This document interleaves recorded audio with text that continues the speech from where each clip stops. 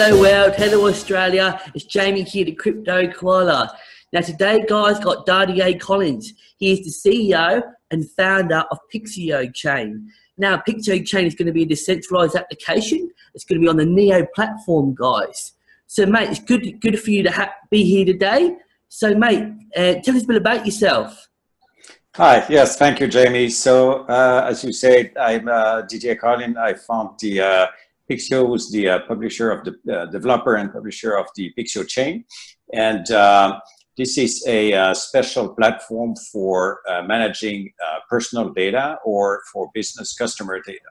So it's the reason why we developed such a platform is that personal data, as you might know, are facing quite a few challenges, especially for business, but also for individuals. For individuals is how do you get these data validated? Because otherwise on the internet, you can be your dog or you can be your sister and nobody's going to, I mean, you don't know if somebody's going to believe you or not. And if you try to enter into any kind of transaction, then you have to come up with additional proof, etc. And that's burdensome and it's time consuming.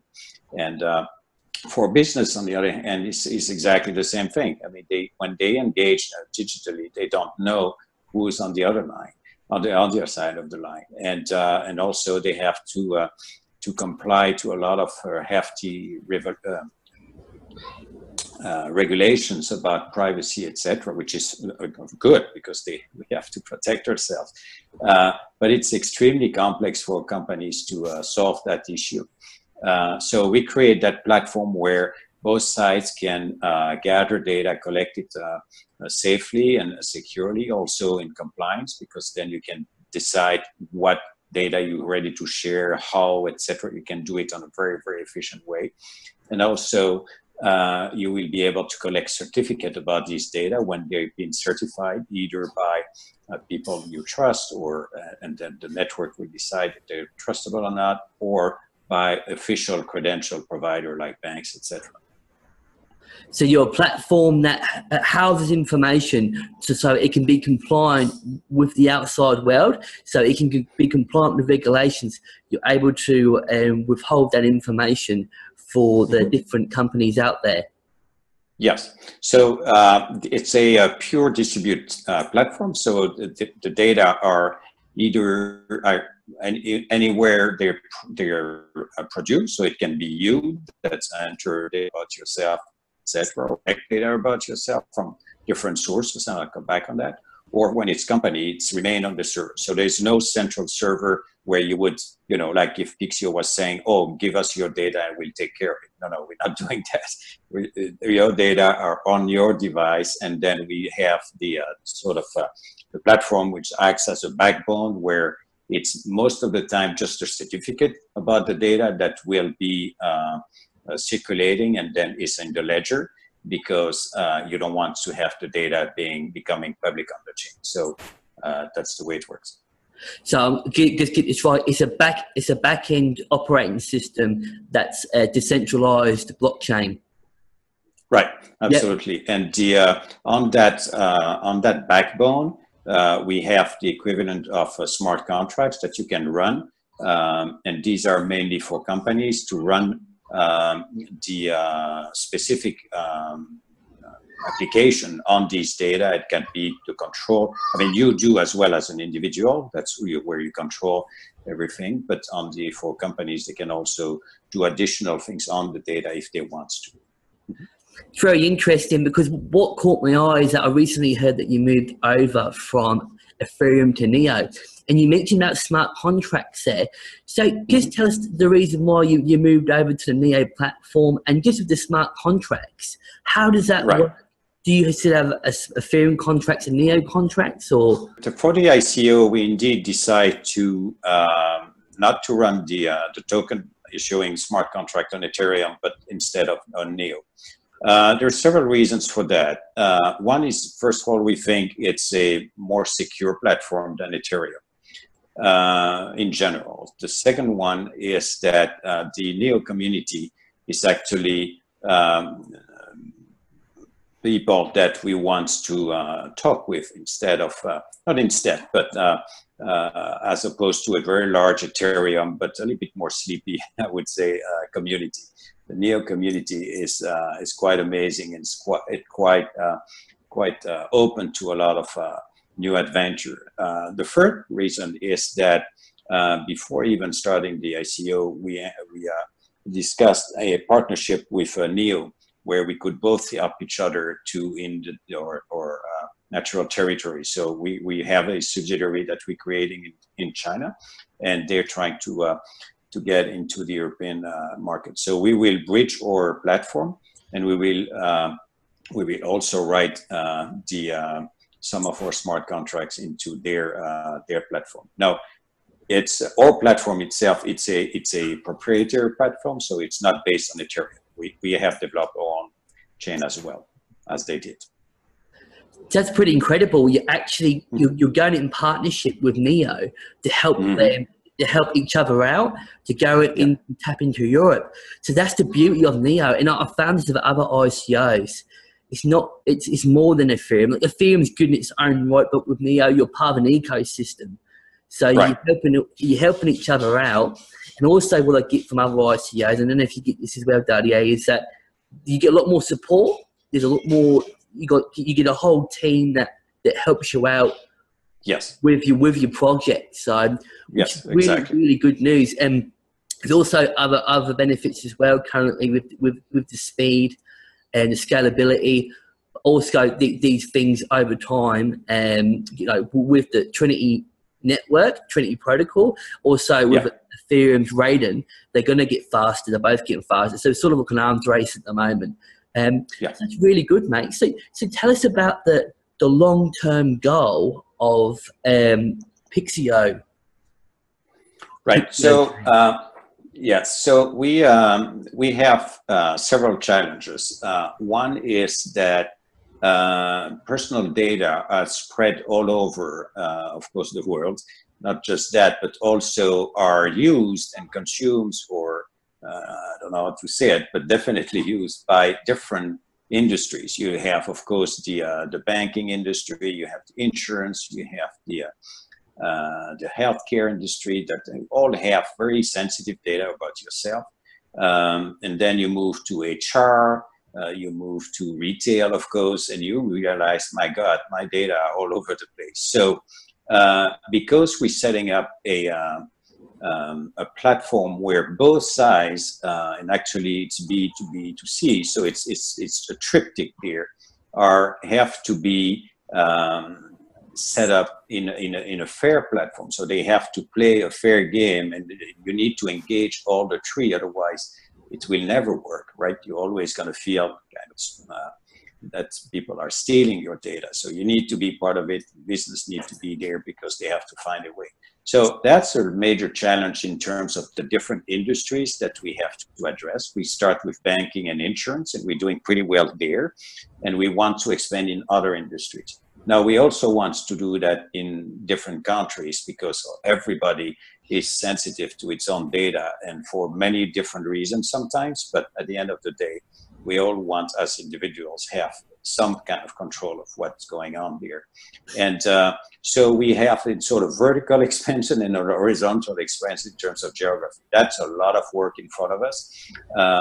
And we also want to gather all the different initiatives that are around digital identity. I think they're all wonderful, and we're going to try to create a sort of ecosystem among us, so we can, if somebody enter into an identity with Civic, then we can probably accept it, and vice versa. So because it's such a fundamental right, and which is not really well protected for the moment, that we have to gather all the energies and sources. So a lot of work in front of us. Sure, it sounds like you've got some idea of what you want to do in the future, or where you're looking at moving the company into the future, and especially with going overseas and expanding. Well, China, I'm guessing, would be somewhere that you'd be aiming for in the future. So, mate, tell us about the function of your token. You've got the Pikcio token, which is the PKC token? PKC, yeah. PKC. So, mate, could you just tell us about the functionality of that and how is it used?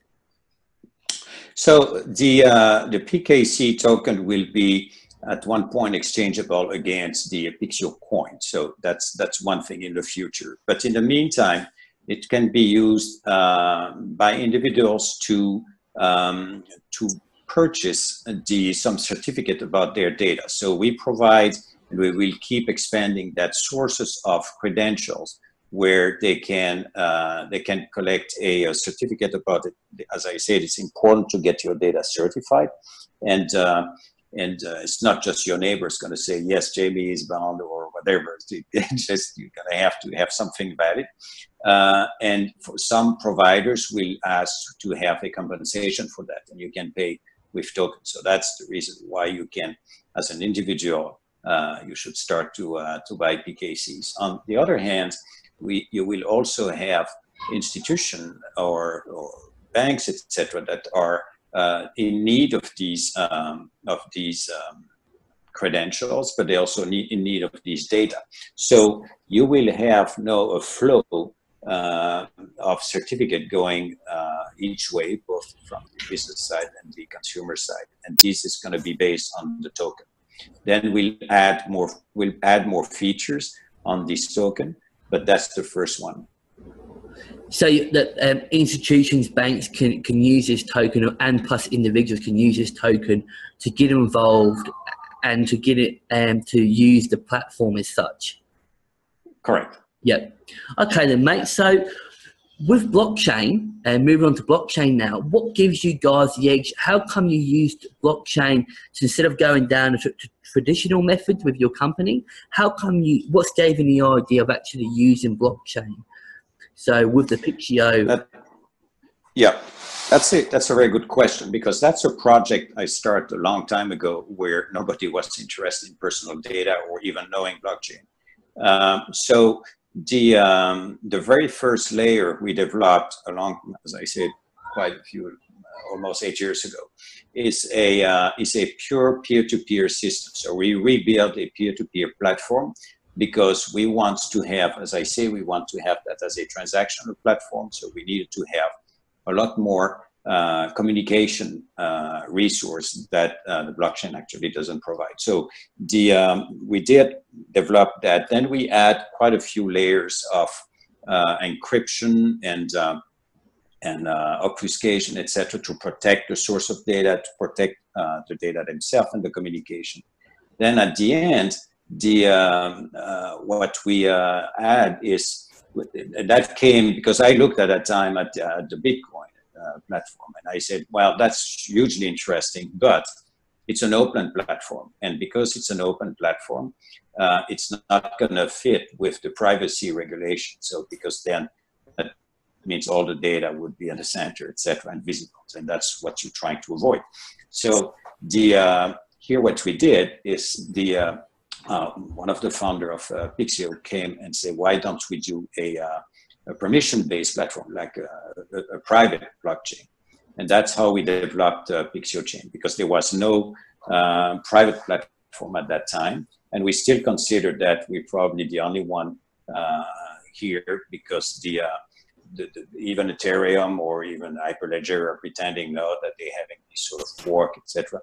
I don't really trust that. I think the governance rules when you get into a private platform are very specific. Regulations about private data are very specific, so you cannot handle that with what they're proposing. So it's kind of a irony that we're using blockchain for privacy. So the way it works is that it's exactly a blockchain, but the size of the sort of ecosystem is controlled by the member of the blockchain, of the Pikcio chain. So we're not for people who are really into that. We're not a pure original public open blockchain, because that would not fit what we're trying to do. But that ecosystem can start to open more and more, and still being so it's a mix how we eventually handle that thing. It's very, very interesting because you were saying about with Bitcoin being an open ledger, and I can understand why you couldn't really go on and use that sort of platform. So with Neo being more secure, being more more private as such, you'll be able to have your system on their blockchain or sort of involved with their blockchain, which is the beauty of the Neo and the beauty of the Nico ecosystem. So, Danny, now going on to your ICO details. So, when is your ICO, mate? So we're running the pre-sales now, and that will end at the end of February, and then we'll have to sell till the end of March. So it's still almost 2 months to run. It's doing pretty well. We have a fantastic base of individuals investing, and we also have quite a strong interest from institutional being either people, I mean, not people, but companies that will use the PikcioChain and the token for doing what I described earlier. That means starting an ecosystem around their customer data. So it's doing pretty well. It's been complex nowadays to set up an ICO, as you know. The regulation are getting a little bit more heavy, and also because our customers or paying customers are banks and these kind of financial institutions, they're pretty serious. So you cannot just do anything you want and then say, oh, let's be my client. So we had to be very, very cautious in terms of where do we do the ICO, how do we set it up. So we did a whole AML KYC process we put in place, which is normal because that's what we also selling to the companies. But it's a little bit, it was probably a little bit unusual for ICOs. I think it will become more mainstream later on.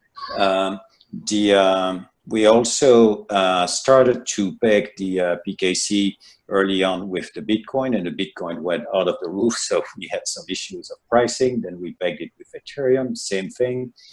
Even Neo is pretty successful. So we still have some, not issues, but the things to challenge with the pricing of the PKC. That's now way too pricey. So we made some decisions this weekend, and we'll announce that in the next few days. But we'll review the pricing, or basically how many PKC you can get with a Neo. And I think everybody will be very happy, and I will be very happy as well, because that's what we intended to have. The Neo, not the Neo, the PKC, pretty accessible.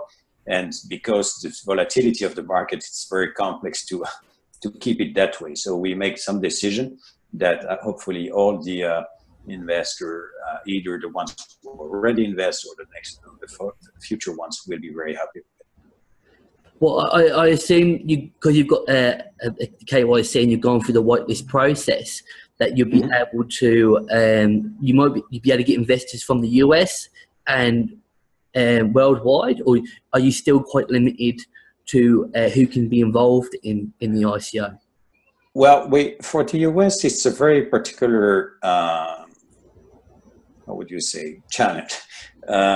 Because the regulation there is kind of a moving target, and you don't quite exactly know where it's. I mean, you unfortunately, let me rephrase that. You know where it's going, and that's a bit sad, really, if you want my opinion on that. So we try to be very, very careful with U.S. investors. We restrict it to accredited investors, and we don't advertise in the U.S. Not really. Not actively, and we don't prospect in the US, just to be safe, because again, I don't want to go to all that effort and to have so many people investing, etc. And then all of a sudden, because a few US citizens invest in the ICO, then the US administration can say, oh, I'm going to review the whole thing, although we're not in the US, and then you're in trouble, etc. You spend more time doing that than doing what people invest in. And so we rather be pretty straightforward there. It's unfortunate. I think the US citizens should try to influence their representative to have a maybe a better understanding of what an ICO is. But I've seen what happened the last year there, and I'm not that positive. Sure, it sounds like you're taking into consideration from the investor side. So, you know, you want what's best for your investors. So, Right. an article, just while we're on this subject, an article that caught me eye the other day, when you say people have been involved in your pre-ICO and your ICO at the moment, is that Neo brought something like 660,000 PKC tokens, which is worth about $3 million. So it sounds like just for them to put down that amount of funds towards you guys is really good. It just shows that they've got a real firm interest in your project. Yeah, you're absolutely right. That was, and we really appreciate that. I mean, of course, we're very happy they did. They didn't have to. That was not a condition for the partnership. But they really wanted to, because I think they recognized that the technology is pretty strong, and that the project itself, I mean, it's more than a project since we're already up and running, but the adventure of Pikcio is pretty interesting. And that was a sort of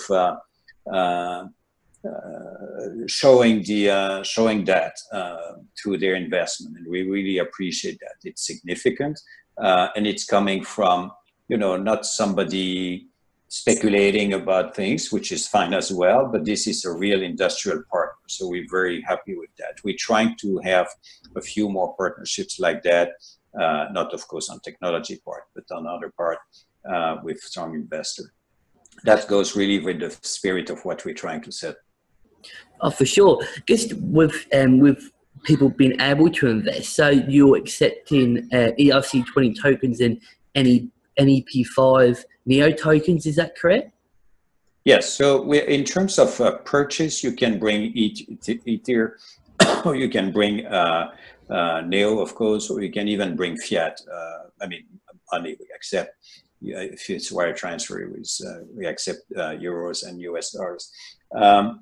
Now the token itself will only be on Neo, EB50. Okay, no, just after your ICO and once you've gone through your ICO stage, are you aiming at any particular exchange, or are you in talks of exchanges?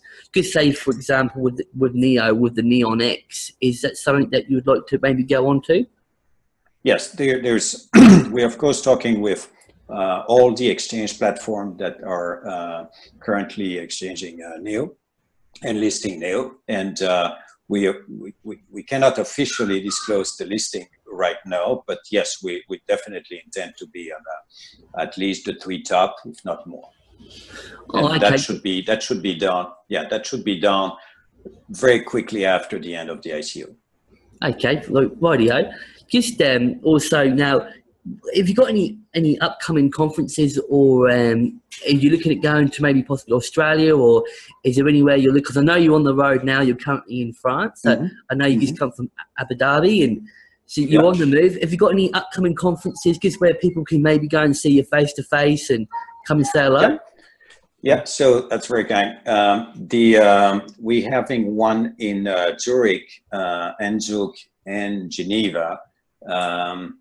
The one in Zurich is, we'll post that on, I think it's on the 15th of February. I will post that on the Telegram probably today, but that's the first one. Then we'll do one beginning of March in Zug, and also in Geneva. Same thing, will be there. We'll be in Barcelona for the Mobile World Congress at the end of February, beginning of March. And then I will be in Asia, Singapore, China, of course, Japan, where we have a strong support that we want to increase there. Where else do I go? And that's going to be all during March. But we'll post that pretty soon on our Telegram. The upcoming announcements that you mentioned earlier on in the video, you'll be able to see in that Telegram group, which I will also put down in the descriptions below. So guys, if you're interested in participating in Didier's ICO on the Neo platform. Guys, yeah, all the information will be down below. Well, thank you so much for your time. It's been an absolute pleasure talking to yourself, and have a wonderful day. Thank you, Jamie. Thank you for the opportunity, and thanks to all your fans and followers. It's a great community. No worries. Thank you. Merci beaucoup. Take care. Merci. Bye-bye. Take care. Bye-bye.